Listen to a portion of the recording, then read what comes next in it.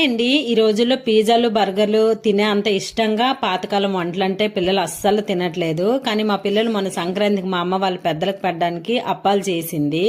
అవి వాళ్ళు అక్కడ తిన్నారు కదా, చాలా బాగున్నాయి, నువ్వు కూడా ఒకసారి చేయి మమ్మీ అని అడిగారు. నేను ఎప్పుడు చేయలేదు, తినడమే తప్ప.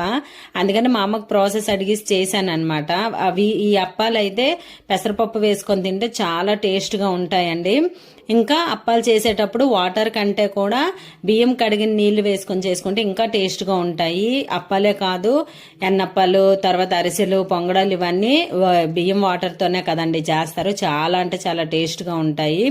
ఈ బియ్యం వాటరు కొద్దిగా వాటర్ వేసుకొని నేను చేసుకున్నాను అనమాట. సాల్ట్, ఇంకా వీడియో క్లిప్లో బెల్లం వేయడం చూపించలేదు కానీ బెల్లం కూడా వేసుకొని చేసుకోవాలండి అప్పాలు. చాలా టేస్ట్గా ఉంటాయి. మా పిల్లలకి నాకు చాలా ఇష్టం. ఇంక ఇవి తింటుంటే మా పాప నా పేరు చాక్ పీస్ పైన చెక్కిందంటూ చూపిస్తుంది. చాలా బాగుంది కదండి మా పాప టాలెంట్.